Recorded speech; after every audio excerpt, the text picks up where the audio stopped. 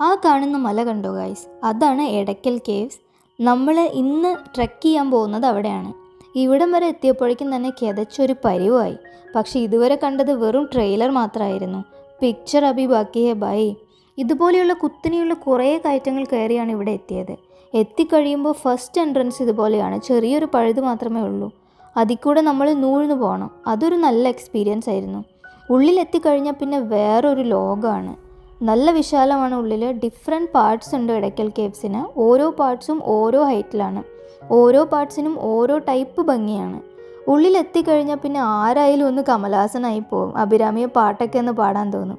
2024 ജീവിക്കുന്നത് എന്ന് പോലും നമ്മൾ മറന്നു പോകും. Once in a lifetime experience ആണ്.